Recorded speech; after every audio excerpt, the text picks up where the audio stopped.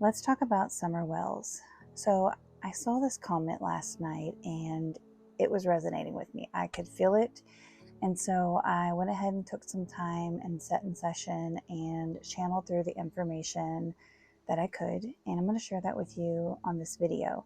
And I was trying to decide how I wanted to go about sharing. I think this video, I'm going to kind of go through my process a little bit of, how I first, like what I'm first asking, and then the responses that I'm getting, and then kind of like me going back and forth with my soul team a little bit for some clarification, especially based off of, after doing a little research, some of the stuff that I had seen that I wanted to touch on just to make sure like we were getting the right stuff. And then after that, at the end, towards the end, I went ahead and what I've been doing is then calling forth the full soul of the being that I'm channeling about, and having them tell me like what happened the day that they disappeared, and allowing them their story, like their voice, to be heard. And so when I share this information, I'm doing it from a non-judgmental place. I'm just sharing with you the spiritually channeled information that I get.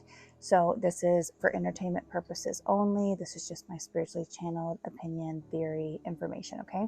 I'm not making any claims here, and I'm gonna go ahead and get this video started. And in case you're new here, I will be reading my channeled notes. So if you don't like that, scroll on.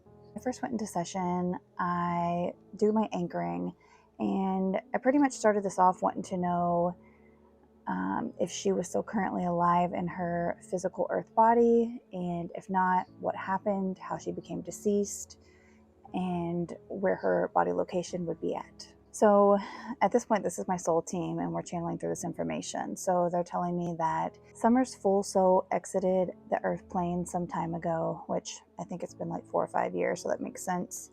Her physical body is no longer alive. There was no prolonged or ritualized harm inflicted by strangers or organized figures. The energy is subtle, soft, but devastating, a fading out rather than a violent ending. She was alone when her spirit lifted.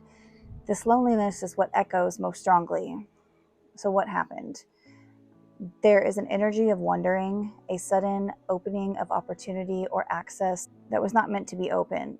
She followed something or someone trusted, possibly an animal or familiar voice. Her departure from the home perimeter was unmonitored.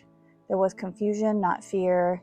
No immediate trauma imprint appears in the body. Instead, the body began to lose coherence in a natural setting, likely a wooded or densely vegetated area. The exposure to the elements, time, and lack of rescue led to the soul release. Her final conscious experience before soul detachment was gentle. The full soul separated before biological death fully finalized. This is why some have continued to sense partial echoes. They are not false, but they are not her now. So when they say that, it's like sometimes different psychics that only have access to certain information might be like, I feel like she's still alive. And that's because those echoes, they feel very real. And they are real, they're just not like earth verified real at this point in time. At this point, when they were kind of talking about her location, the body rests near a slope or incline, possibly behind or slightly diagonal from the main property line. Water is nearby, but not enough to carry her. Think creek bed or rain runoff trench. The area is densely overgrown, vines, ground covered, natural debris, a space hard to access or recognize. There is a stone outcropping or log nearby that she may have rested against. And they would know this because of like energy leaves imprint. Then they said she's like not far from her original home base, yet in a zone not deeply searched due to perceived improbability or overgrowth. She's not in a location of concealment by human hands. The body was never moved. What covers her now is Earth's own soft blanket: time, plants, rain. The final notes during this part of the session was that she was at peace. She does not want her memory to be tangled in speculation or projections that perpetuate guilt. If any family members carry regret, she sends them this: you didn't know what I saw. Let her story help us see children more clearly, not just physically, but spiritually. She was already drifting between realms when she left the house. You may serve her best now by anchoring remembrance, not mystery. Then this is when I went back in after getting that information and was like, okay, so, I seen some information about like she might have went swimming, and then there was this picture of her laying in the car and some kind of conflicting story about this. Can we tune into, that now? Some people said maybe she had like secondary drowning. Then, of course, some of the neighbors had heard a loud piercing scream maybe an hour before her disappearance. So I wanted to see if we could get any information on that, because I know people are like questioning that. As the secondary drowning, there was no imprint of secondary drowning. Her respiratory and neurological systems were intact after the water visit. She experienced fatigue, but no signs of water-induced trauma or delayed respiratory collapse. The photo of her in the car reflects physical exhaustion and energetic overstimulation. The stillness seen in her body is real. She was not deceased in that moment, but deeply depleted. The scream that was heard by neighbors, the scream was real, but it was not Summers, but it was because of her. Energetically, it came from someone connected to the household, a sibling or caretaker who briefly lost contact or visual contact and was overwhelmed by fear or shock. The emotional signature is panic mixed with guilt. It was a piercing fear reaction to realizing she was missing or no longer responding. The scream marked the threshold, the moment when Summer was no longer within reach. There was still a window to find her at that point, but no immediate coordinated search occurred, and the timeline fragmented quickly thereafter. Oh gosh, I'm running out of time. I might have to do a part 2 to this.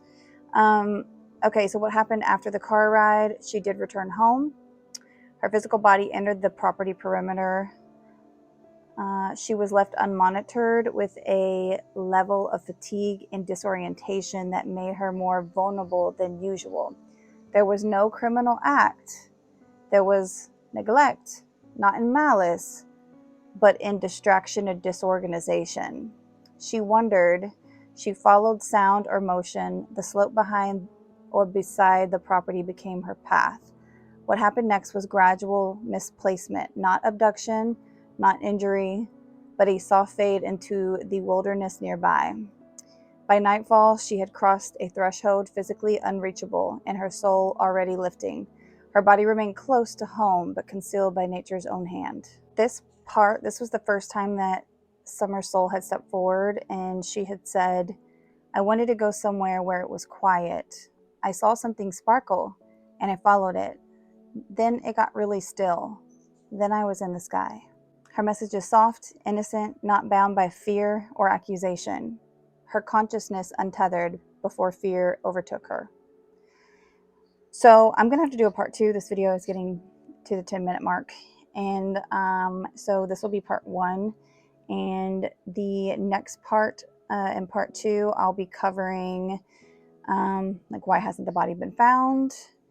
And then we will, and then I was asking, like, it didn't make sense. Like, well, how did she actually pass? I was confused on that. So we'll cover that, and then her message.